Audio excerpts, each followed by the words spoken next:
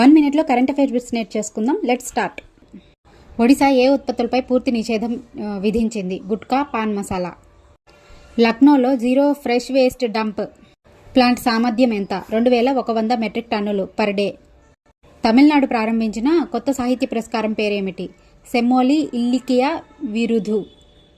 పరాక్రమ దివాస్ ఏ నాయకుడి జయంతి సందర్భంగా జరుపుకుంటాము? నేతాజీ సుభాష్ చంద్రబోస్.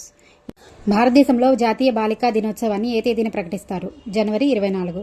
జాతీయ బాలికా దినోత్సవ ప్రధాన లక్ష్యం ఏమిటి? బాలికల హక్కులు, విద్య, సాధికారత ప్రోత్సహించడం. అంతర్జాతీయ విద్యా దినోత్సవాన్ని ఏ సంస్థ నిర్వహిస్తోంది? ఐక్యరాజ్య సమితి, యునెస్కో నేతృత్వంలో. సుకన్య సమృద్ధి యోజన ఎన్ని సంవత్సరాలు పూర్తి చేసుకుంది? 11 సంవత్సరాలు. సుకన్య సమృద్ధి యోజన ప్రధాన లబ్ధిదారులు ఎవరు? బాలికలు. విద్య అండ్ వివాహ పొదుపు కోసం. మిలిటరీ క్వాంటమ్ టెక్నాలజీ ఫ్రేమ్వర్క్ లక్ష్యం ఏమిటి? సురక్షిత కమ్యూనికేషన్ అండ్ తదుపరి తరం రక్షణ సామర్థ్యాలు. మిలిటరీ క్వాంటమ్ టెక్నాలజీ పాలసీని ఎవరు ప్రారంభించారు? Chief of defence staff general Anil Chauhan. Thanks for watching. Please like, share and subscribe to my channel.